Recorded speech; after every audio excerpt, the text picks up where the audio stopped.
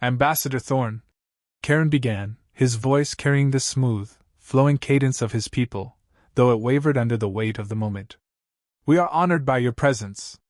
Today is a monumental day.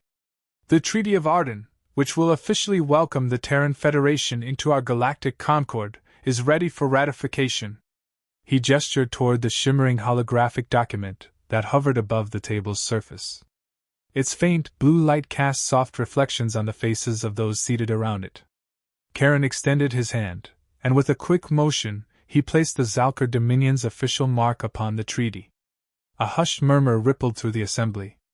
The document began its journey around the table, each representative taking turns to sign. As it passed from hand to hand, the tension mounted. Some of the ambassadors, a thin, skeletal envoy from the insectoid Rither, a regal figure from the feline Leoran Pride, signed reluctantly, their eyes flickering to Thorn and then quickly away, as if his mere presence burned them. Others scrawled their marks without comment, resigned to the inevitable. The treaty finally reached the clawed hands of General Vecrath, the towering reptilian leader of the Karn Dominion. A wave of unease washed over the room as Vecrath's amber eyes narrowed, his gaze locking on Thorn. Slowly, he rose to his full height, towering over the other ambassadors. His scaled hand hovered above the document for a moment, before curling into a fist. With a growl that sent a shudder through the chamber, he hurled the treaty to the floor. This is madness, Vecrath snarled, his voice a deep rumble that echoed off the walls. We are fools to allow these humans to stand among us as equals. They are nothing but barbarians. He thrust a clawed finger toward Thorn. They annihilated 20 of our cradle worlds. Entire broods wiped out before they could even hatch. And now they demand to be part of our council? The silence that followed his outburst was thick, like the heavy air before a storm. The other ambassadors remained motionless, eyes darting between Vecrath and Thorn, waiting for the human's response. But Thorn did not flinch. He did not move. You attacked us, Thorn said, his voice low and even, cutting through the tension like a blade. He took a step forward, his calm demeanor an unsettling contrast to Vecrath's fury. A few million humans dead, Vecrath sneered. A trifle compared to what you did to my people. Genocide on a scale this galaxy has never seen. Thorn took another step forward, his eyes never leaving Vecrath's. You attacked us, he repeated, the words cold and unyielding. Each syllable fell like a hammer, a statement of fact that left no room for debate. You attacked Earth. The weight of his words hung in the air, pressing down on the room. Vecrath's bravado faltered, his scales rippling with unease as Thorn approached, stopping just short of the Karn general's hulking form. Thorn leaned forward, planting his knuckles on the table, forcing Vecrath to take a step back. You woke a sleeping giant, Thorn said, his voice as cold as the space beyond the dome. And now you will deal with the consequences. The room, which had been alive with murmurs moments before, fell into an oppressive silence once again. Vecrath, visibly shaken, stepped back, his eyes darting nervously around the room. Thorn did not break his gaze. Without another word, Vecrath bent down, picked up the treaty, and reluctantly signed it. Thorn, watching silently, straightened up. He gave a final, lingering glance at the Karn general, then turned and walked toward the exit. The door slid shut behind him with a soft hiss. The assembled ambassadors sat in stunned silence, the weight of Thorn's presence still lingering in the room, as if the human had left a shadow that would not easily fade. The door's quiet hiss had barely faded when the room erupted into hushed arguments and sharp glances. A sense of barely contained chaos simmered just beneath the surface. Every species in the room, despite their differing physiology, seemed to share one thing in common, an almost palpable discomfort, punctuated by the echoes of Thorn's presence. At the center of the tension sat General Vecrath, still seething. His amber eyes flickered with fury, his forked tongue darting in and out as if tasting the fear that lingered in the room. He stood motionless for a moment, his claws gripping the edge of the table so tightly that the metal groaned under the pressure. Finally, he spoke, his voice low and venomous. We should never have let them enter this council, he growled, his words dripping with bitterness. These humans are dangerous. They hide behind their treaties and laws, but beneath it all, they are a savage, uncontrollable force. Across the table, Ambassador Lyra Jaran of the Leoran Pride flicked her tail in irritation, her feline eyes narrowing as she observed the hulking reptilian. She was known for her sharp wit and even sharper claws, but even she could sense the depth of Thorn's intimidation. "And yet you signed the treaty," she purred, her voice a silken whisper laced with quiet amusement. "If they are such a threat, why bend to them?" Vecratha's eyes snapped toward her, the air between them crackling with tension. "The Karn Dominion has suffered greatly," he hissed, his voice barely restrained. 20 cradle worlds burned. Millions of eggs destroyed before they could even hatch. Do you understand what that means, Jaran? Our future was slaughtered. A ripple of unease spread through the room. The Karn were one of the most feared species in the galaxy, their warriors legendary for their ruthlessness. For them to be brought to the edge of extinction was a staggering loss, one that few could fully comprehend. "We all lost something," Ambassador Takara, a representative of the Rither Collective, interjected, his insectoid mandibles clicking as he spoke. The Rither, tall and slender, had been one of the earliest to sign the treaty. Their fragile-looking exoskeletons belied a cunning intellect, and Takara's multifaceted eyes gleamed as he addressed the group. "The humans burned worlds in retaliation for a single assault on their home planet. It was a display of power unlike anything we've ever seen. You would be a fool to think they wouldn't do the same, or worse, if provoked again. They are nothing but rabid beasts," Bekrath snarled. "We should have crushed them when we had the chance. Now it's too late. They'll spread like a plague, devouring everything in their path." Karen, the Concord chairman, had remained silent throughout the exchange, his watery eyes shifting between the speakers. His translucent skin pulsed faintly with a rhythmic bioluminescence, an indicator of his species' deep contemplation. Finally, he raised a webbed hand, calling for silence. "We cannot afford another war," he said, his voice carrying the soft, flowing cadence of the Zalker. "The Terran Federation is not to be underestimated. If we push them now, we risk losing more than just territory. We risk the very existence of this council." Vecratha's claws scratched against the table as he leaned forward, his voice dropping to a dangerous whisper. "You are willing to let them walk among us, after all they've done?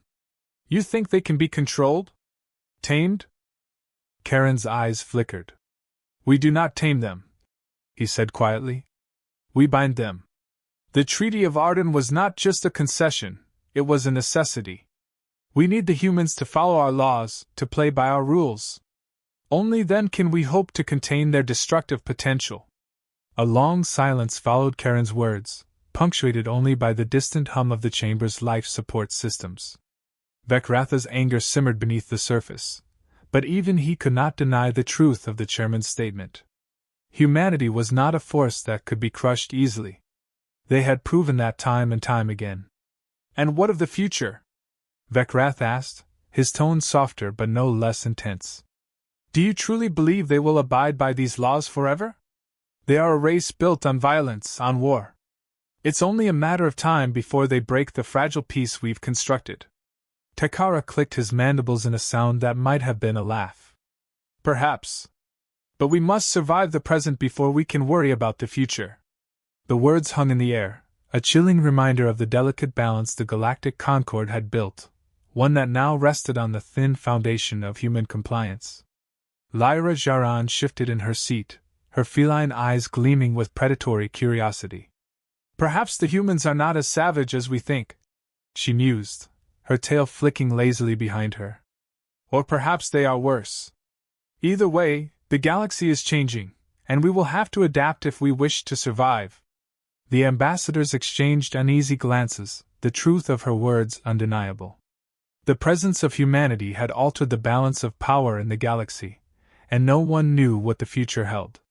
But one thing was certain: the Terran Federation would not be bound forever.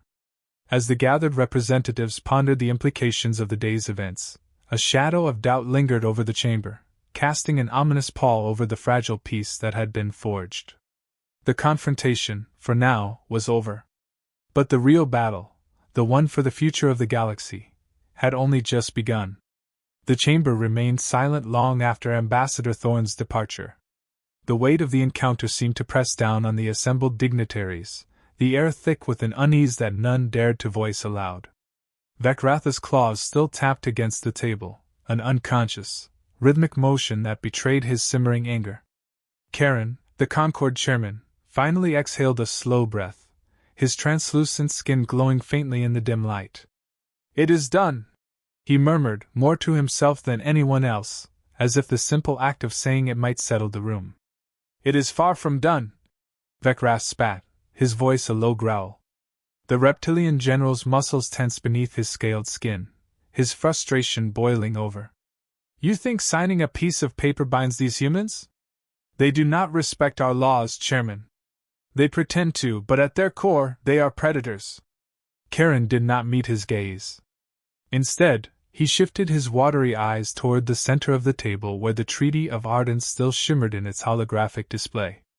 "They are bound, General," he said softly, "by the same rules that govern us all now. Humanity may be dangerous, but it is better to have them within the fold, however tenuous that bond might be." Ambassador Lyra Jaran of the Leoran Pride stretched languidly, her claws briefly extending from her fingertips before retracting again. Her eyes, ever sharp and calculating, flicked between the two. "Vecrath is right about one thing," she said, her voice carrying a purring lilt. "The humans are not like us. But perhaps that is why they are so effective. Their ruthlessness, their cold efficiency, it frightens you, doesn't it, General?" Vecrath turned on her, his reptilian features twisting in fury. "Frightened? You think I fear these hairless primates?" Her tail swished lazily behind her, a thin smile curling on her lips. "I think everyone in this room does, on some level." A ripple of discomfort passed through the other ambassadors. Vecratha's eyes flared, but his retort died in his throat. The truth of Lyra's words was undeniable, even to him. Thorn's presence had left an indelible mark on them all, his cold, emotionless demeanor, his quiet, terrifying confidence. Thorn hadn't needed to raise his voice or make threats. His very existence was a threat, a reminder that humanity was not to be trifled with. "They are unpredictable," said Ambassador Takara of the Rither Collective, his mandibles clicking softly as he spoke. "Humans do not think as we do. They do not fear loss or destruction in the same way. We learned this the hard way when their ships raised our colonies in retaliation for the attack on their homeworld. Their logic is alien. They will not abide by our laws forever," Vecrath muttered darkly. His sharp claws finally stilled, resting on the table as his eyes narrowed in thought. "They've tasted conquest, and they'll want more. We cannot afford another war," Karen said, his voice laced with weariness. "Not now. Not while so many of our systems are still rebuilding. The Karn Dominion is not the only one that suffered." Vecratha's head jerked up, his eyes flashing with renewed fury. "You are weak, Chairman," he spat. "And because of your weakness, you've invited a new predator into our midst. Do not be surprised when they turn on you." The room fell into a heavy silence once more, each ambassador left to wrestle with their own thoughts. The fear of humanity, once a distant concern, now hung over them like a storm cloud. The Treaty of Arden may have bound the humans to the Concord, but it had also revealed the cracks in the fragile unity of the galactic powers. Lyra Jaran leaned back in her chair, her gaze drifting toward the massive viewport that dominated one side of the chamber. The stars beyond glittered like cold diamonds, indifferent to the struggles of those beneath them. "Perhaps we've underestimated them," she mused, her voice a soft purr. "Or perhaps we've underestimated ourselves." Karen turned to her, his brow furrowing. "What do you mean?" Her eyes gleamed with quiet amusement. "Fear makes us weak, Chairman. It clouds our judgment. But fear can also be a weapon, one we've rarely used to its full potential. The humans understand that. Perhaps we should learn from them, rather than simply fear them." Takara's mandibles clicked in agreement. "The Leoran speaks wisely. Fear is a tool, but only if wielded properly. The Terrans know this instinctively. If we do not adapt, we will be left behind. Karen sighed, his glowing eyes reflecting the stars beyond. Perhaps you are right. But for now, we must deal with the reality before us. The humans are part of the Concord, and we must find a way to coexist. Vekrath rose from his seat, his towering form casting a long shadow over the table. Coexist? He snarled. You can try to coexist with predators, Chairman. But remember this, when the time comes, and they reveal their true nature, you will be the first to fall. Without waiting for a response, the Karn general stormed from the room, the doors hissing shut behind him. The tension in the chamber lingered, heavier than before. Karen closed his eyes, the weight of the galaxy pressing down on his shoulders. The storm is coming, he whispered, too quietly for the others to hear. And deep within the cold silence of space, the future of the Concord, and the galaxy itself, hung in the balance. Ambassador Ilyar Thorn stepped aboard his shuttle, the doors hissing shut behind him as the cold, metallic interior enveloped him. His footsteps echoed as he made his way to the cockpit, where the sleek black windows framed the shimmering stars outside. He had done what he came to do, force the galaxy's most powerful coalition to accept the Terran Federation into their ranks. But as the shuttle lifted off the planet's surface, Thorn's mind churned with thoughts of what lay ahead. He stood still, watching the stars blur into streaks of light as the shuttle engaged its thrusters. His sharp features remained emotionless, but behind his cold gaze, a storm of calculation raged. The treaty had been signed, but it was only the beginning. The real challenge would be navigating the complex web of politics, fear, and mistrust that now bound humanity to the Galactic Concord. Sir? A voice came from behind him, breaking his silent contemplation. Thorn turned to see Captain Aileen Harper, his trusted second-in-command, standing at attention. She was a woman of few words, but Thorn respected her keen instincts. She had accompanied him on many difficult missions, and her loyalty to the Federation was unwavering. The Concord Assembly didn't seem too thrilled to welcome us, Harper remarked, her tone edged with dry humor. Thorn's lips twitched into the barest hint of a smile. No, they weren't. But they had no choice. They fear us, Captain. They fear what humanity is capable of.